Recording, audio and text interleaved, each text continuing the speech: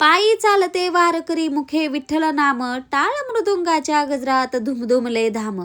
चंद्रभागेच्या तीरावर भेटे विठुराया, ज्ञानोबा तुकाराम म्हणत आनंदाचे नाचे माया. वारी ही भक्ताची वाट प्रेमाचा हा संग, पंढरीनाथ चरणी अर्पू जीवन रंग. तर हाय हॅलो नमस्कार, मी पायल. आपलं नवीन अशा व्हिडिओमध्ये तुमचं मनापासून स्वागत आहे. आज आहे एकादशी. आता यावेळेस 2 एकादशी आल्या होत्या, योगिनी एकादशी आणि भागवत एकादशी. जी पहिली योगिनी एकादशी आहे ना, त्याचा उपवास आपण करत नाही. म्हणजे 2 एकादशी आली तर जी पहिली येते त्याचा उपवास न करता आपल्याकडे ना दुसरी जी एकादशी येते त्या दिवशी आपण उपवास करतो. विठ्ठलाची सेवा करायला तर दोन्ही एकादशी आपण करू शकतो, पण उपवास ज्या दिवशी असतो तसंच आपण त्या दिवशी छान पूजा ते करतो.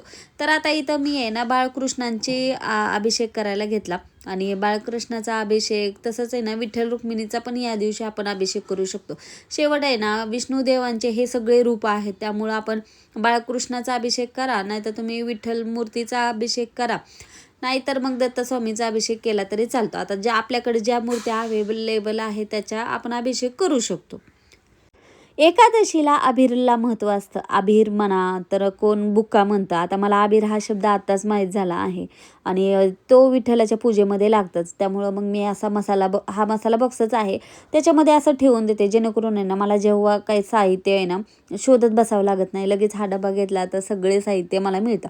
आता एक्स्ट्राचंच मी याच्यामध्ये थोडंसं ठेवते आणि पूजेमध्ये आपली पूजा लवकर होते, कारण पूजेमध्ये ना सगळ्या गोष्टी जवळ असल्या म्हणजे फरक पडतो.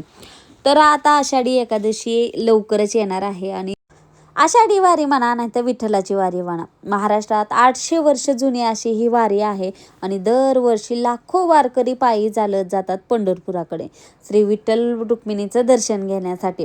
वारी खरं तर आहे ना ऊन ताण परत पाऊस वारा याचा विचार न करता आहे ना सगळेजण करतात. त्याच्यामध्ये धर्म जात गरीब श्रीमंत याचा भेदही विचार केला जात नाही. सर्व वारकरी एकत्र या गोष्टी करत असतात. संत ज्ञानेश्वर, संत तुकाराम, एकनाथ या महाराजांच्या आहे ना पालख्या निघतात आणि देशाच्या म्हणा महाराष्ट्राच्या म्हणा वेगवेगळ्या भागातून आहे ना या पालख्या निघत असतात आणि विठ्ठलाची वारी करत असतात.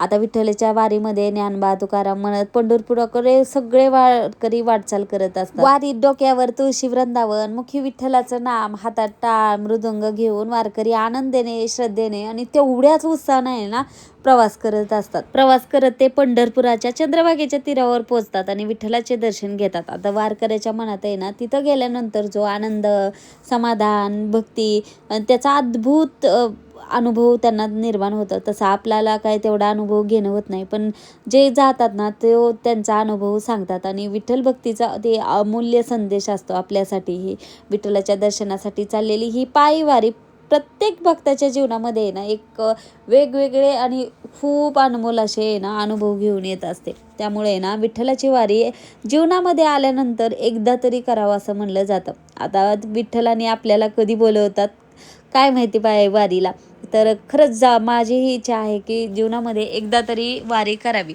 तर इथं आहे ना मी छानपैकी खिचडी बनवली होती आणि देवांना अगोदर मी नैवेद्य ठेवून घेते. नैवेद्य दाखवताना आहे ना पाण्याने आपल्याला चौकोनी असं मंडल करायचं आहे आणि त्याच्यावर आपल्याला जे ताट म्हणा जे आपण नैवेद्य ठेवणार आहोत ते ठेवायचं आणि त्याच्याकडेने आपल्याला पाणी फिरवून घ्यायचं आहे. प्रत्येकालाच मंत्र ते काही येत नसतात आणि कधी लक्षातही राहत नाही, त्यामुळं तुम्ही एवढं केलं तरी देवांपर्यंत आपली भक्ती पोचते. तर अशी छानपैकी पूजाही करून झाली आणि एकादशीचा उपवास असल्यावर आपण खिचडी तर करणार आणि मला तर खूप आवडते खिचडी. तर असं नंतर आहे ना खिचडी बनवली होती, देवांना नैवेद्य दाखवला. म्हटलं चला आज उपवास आहे तर चहा झाला पाहिजे.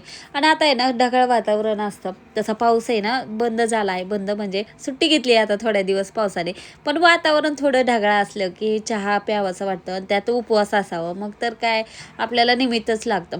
तर आहे ना म्हटलं चला आज चहाचं खूप दिवस झालं चहा बनवलं नाही, म्हटलं चला आता आहे ना चहा बनवावं. तर चहा छानपैकी मी बनवला. आता हा चहा काय मी एकटी पिणार नव्हते, आम्ही दोघं पिणार होतो, पण मी चहा प्यावा तर मला आहे ना स्टीलच्या ह्याच्यात प्यावं वाटतं, कारण आहे ना चहा खूप गरम राहतो आणि मला आहे ना असं कपात ते चहा पिल्याच जात नाही आणि पिल्यासारखंही वाटत नाही. त्यामुळं मी शक्यतो आहे ना आपण स्टीलच्या ह्याच्यातच चहा पिते, म्हणजे आपल्या पेल्यामध्ये.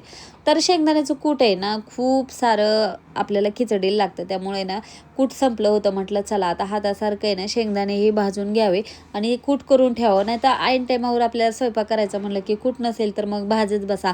आता माझा तर उपवास होता, पण मुलांना आणि सरांना त्यांच्यासाठी आहे ना म्हटलं रात्रीच मी छोले भिजू घातले होते.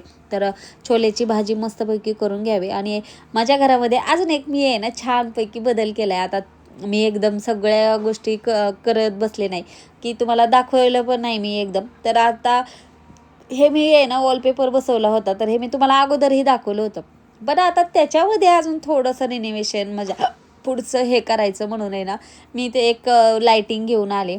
आणि ते आहे ना मला बजेटमध्ये बंदेही बसली आणि लावायलाही मला खूप त्रास असा झाला नाही. तर अशी आहे ना स्ट्रीप मिळते. आणि आहे ना ही स्ट्रिप्स मी कडेने लावायचा अगोदर विचार केला, नंतर म्हटलं नको मधून लावं, त्यासाठी मी ही स्ट्रिप्स घेऊन आले. आणि ही लावायला आहे ना खूप सोपी आहे, खूप असं अवघड होत नाही, पण दिसायला इतकं छान लुक वाटतं. तर पुढे मी तुम्हाला दाखवतेच की कसं माझा मेकओव्हर झाला आहे.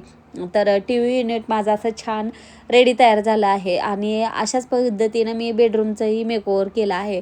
कारण आहे ना आपल्या घरामध्ये आपण जेवढं असं घर छान करू ना, तर असं काही नाही की खूपच खर्च केला पाहिजे आणि आणि त्यामुळं चांगलं आपलं घर दिसतं असं नाही. छोट्या छोट्या गोष्टीतून हे घर आपलं चांगलं दिसू शकतं. आणि जर तुम्हाला याचा आहे ना डिटेल व्हिडिओ पाहिजे असेल ना, मी नक्की सांगेल आणि तुम्ही तुमचं घर असं छान करू शकता. मुलांना आपल्या परंपरेची, आपल्या सणांची माहिती मिळावी म्हणून आजकाल आहे ना सगळ्याच शाळेमध्ये जे परंपरागत आपले सण आले आहेत ते शाळेमध्ये सेलिब्रेट केले जातात. आता वारकरी बनून शाळेत पाठवायचं होतं, कारण आता आषाढी एकादशी येणार आहे. तर पालखीचा सोहळा शाळेमध्ये साजरा केला जाईल आणि मग त्यासाठी जे वारकऱ्याचे कपडे म्हणा, जे टोपी म्हणा, ते मी ऑलरेडी रेडी करून ठेवली, जेणेकरून ना ज्या दिवशी कार्यक्रम असेल त्या दिवशी आहे ना पटकन या सगळ्या गोष्टी होतील. आणि आपल्या मुलाला आहे ना असं छान लावण्याची ना मज्जाच वेगळी. आपल्या टायमाला तर असं वाटतं काय नव्हतं, पण आता मुलांना आहे तर मला आहे ना खरंच खूप छान वाटतं असं करायला. आणि आता खूप सारे मी आहे ना हे धूपकुंड म्हणा, हवनकुंड म्हणा बनवले आहेत आणि त्यालाच कलर करायचं काम माझं चालू आहे. कारण आहे ना हे देवाच्या पूजेमध्ये मला आहे ना वेगवेगळं असं व्हेरिएशन असलं की पूजा मला अजून छान वाटते. आणि पूजा करायचा खरंच खूप मला तर आवडतं आणि त्याच्यामध्ये या गोष्टी असतील तर अजूनच चांगल्या वाटतात. आणि हे धूपकुंड आहे ना मी खूप पटकन बनवलं आहे आणि त्यालाच कलरिंग चालू आहे. आणि वापरायला खरंच खूप छान आहे. म्हणजे आपण जी धूप लावतो ना त्याची जी राख असते ते साईडला पसरत नाही, ते एकदम त्याच्यामध्येच राहते. त्यामुळं क्लीन करायलाही व्यवस्थित जातं आणि दिसायला तर छान वाटतंच. आणि पूजा आपली जेवढी छान असेल तेवढं आपल्याला मनालाही तेवढंच प्रसन्न वाटतं. जर तुम्हाला पाहिजे असेल तर नक्की कमेंट करून मला सांगा. आणि धूपकुंडच बरोबर आहे ना मी खूप साऱ्या गोष्टीही घेऊन येणार आहे लवकरच. तर तुम्हाला त्या आवडल्या तर तुम्ही नक्की मला आहे ना कमेंट करू शकता. तर असा होता आजचा व्हिडिओ कसा वाटला नक्की कमेंट करत जावा. आवडला तर लाईक करत जावा, शेअर करत जावा, सबस्क्राईब करत जावा. भेटूया अजून छानशा व्हिडिओमध्ये. तोपर्यंत श्री स्वामी समर्थ. संपूर्ण व्हिडिओ बघितल्याबद्दल तुमचे मनापासून आभार.